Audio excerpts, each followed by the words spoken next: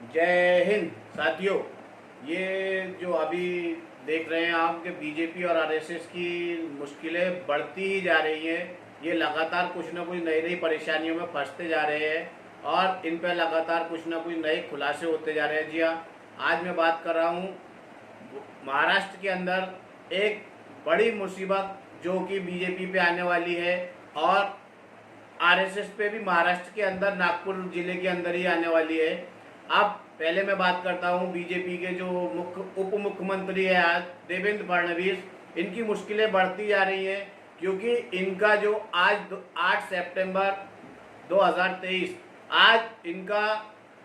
यहाँ के नागपुर के सेशन कोर्ट के अंदर पेशी होने वाली है और उसमें इनका जो केस था वो केस लगभग फाइनल स्टेप पे है और ये आज इनका कोई केस का फैसला सुनाया जाना बाकी रहा है। सिर्फ इस फैसले में जो इन पर जो आरोप लगा था 2014 के अंदर जो इन्होंने चुनावी हलफनामा दिया था, वो चुनावी हलफनामे के अंदर इन्होंने अपने ऊपर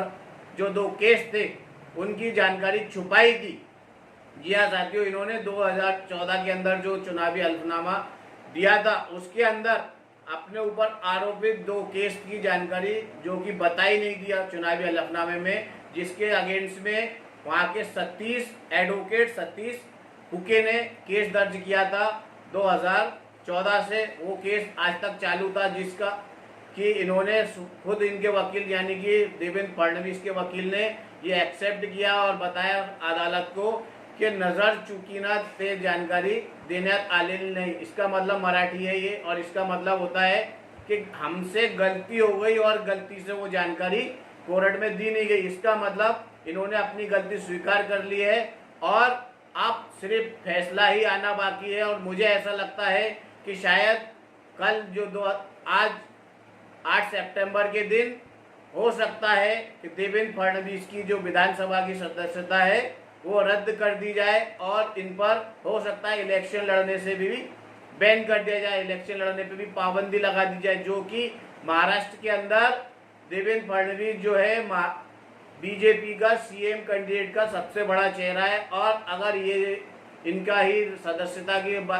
सदस्यता रद्द हो जाती है तो ये बीजेपी के लिए आने वाले इलेक्शन 2024 के लिए बहुत बड़ी खबर है और बहुत बुरी खबर है। इसी के बाद साथ दूसरी एक खबर जो आ रही है वो आ रही है नागपुर के से ही आ रही है,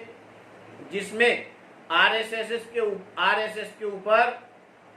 मोहसिन रजा जो कि जबलपुर राजस्थान के रहवासी है, उन्होंने एक केस दर्ज किया था 2018 में, जिसमें उन्होंने पूछा था आरएसएस मुख्यालय में जो कि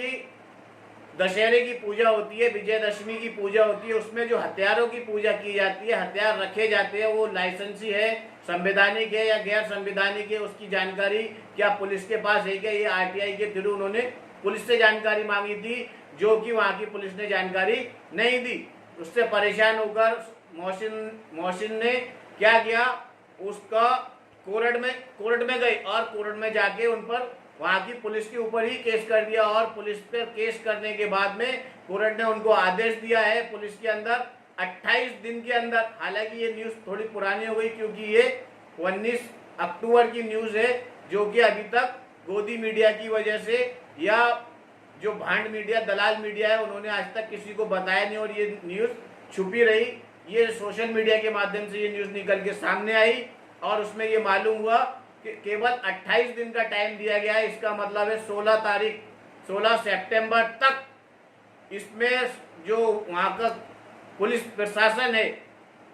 नागपुर डिस्ट्रिक्ट का जो पुलिस प्रशासन है उसको 16 सितंबर के पहले ये जो हथियार है इनकी पूरी जानकारी अवैध है वैध है या फिर इस पे जो आरएसएस है इस पे अभी तक केस क्यों नहीं दर्ज किया गया। और आरएसएस जो पूरे देश के अंदर पूरे भारत के अंदर हथियार लहराता हुआ साफ साफ दिखता है, हथियारों की पूजा करता हुआ देखा जाता है, इसकी जानकारी तुमने अभी तक क्यों नहीं दी? ये पुलिस भी वहां पे सवालों के घेरे में आ गई है और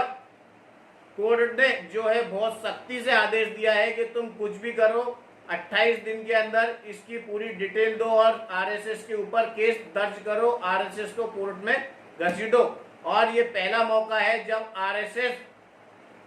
किसी भी जो कोर्ट का मामला है न्यायालयिक प्रक्रिया से जुड़ने जा रहा है और आरएसएस इसमें डायरेक्ट, मुझे ऐसा लगता है अगर ये जुर्म साबित हो जाते हैं, ये अपराध साबित हो जाते हैं, तो हो सकता है आरएसएस पर बैन भी लग जाए। ये बहुत बड़ी न्यूज़ है जो कि गोदी मीडिया ने छुपा के रखी थी और ये सोशल मीडिया के माध्यम से निकल के आई और मैं ये आप लोगों के बीच में रख रहा हूँ। ये इससे जो है बीजेपी और आरएसएस की मुश्किलें लगातार बढ़ती जा रही हैं और बीजेपी आरएसएस किसी बहुत बड़ी मुसीबत में फंसने जा रहे हैं। ये इनके लिए 2024 का जो इलेक्शन आ रहा है उसके लिए इनके लिए ये बहुत ही दुखद है और इनके लिए अच्छा सिंबल नहीं है। इनको परेशानी बढ़ने वाली है। इनको कुछ भी करके कोर्ट के अंदर 16 सितंबर के पहले पुलिस को हलफनामा देना ही पड़ेगा, चार्जशीट तक दाखिल करना है। अगर 28 दिन के अंदर अगर चार्जशीट दाखिल नहीं करी गई तो वहाँ के जो कलेक्टर है, एसपी है पुलिस प्रशासन के, उनके ऊपर केस दर्ज किया जाएगा। इसके लिए कोर्ट बहुत सख्त है और ये कोई भी हाल में ये काम करना ही पड़ेगा। ये कोर्ट की, ये पुलिस वालों की भी मजबूरी है, प्रशासन की भी मजबूरी है